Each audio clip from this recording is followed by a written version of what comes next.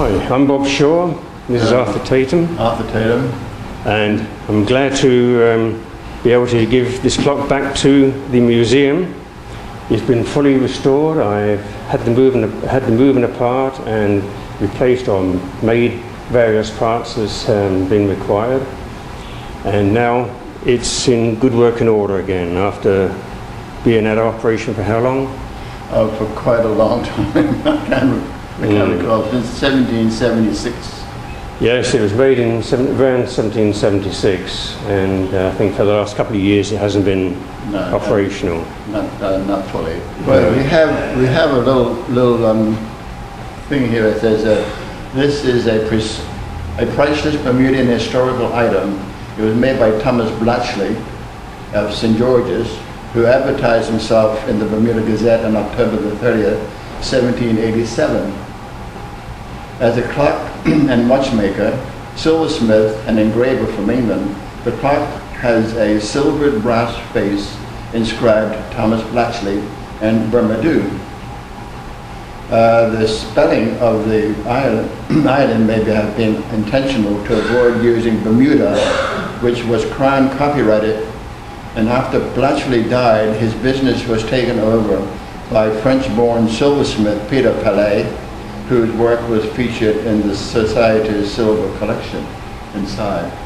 And I've been looking after the clock for the last 4 years, and had a little bit to do with it.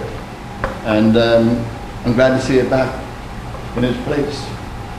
Everyone can come and have a look at it, come and ask me questions about it, and I'll learn a little bit more about it to let them have the history of it. Yes, it plays the quarter chimes every quarter, and then on the hour it'll do a melody. Well, it's got a jig, a song, melody, and a few other things. You can change it. Almost impossible. I had to get a mainspring for the chime inside because the one that was in there was the incorrect size. So I managed to get something nearest to what was required, and then there's a couple of other pieces I had to make up. But these have to be handmade. You can't buy anything for it, not after a couple of 100 years. But I specialise in that anyway. I cut my own wheels for clocks and that. So altogether, I'd say I've been on it a couple of weeks.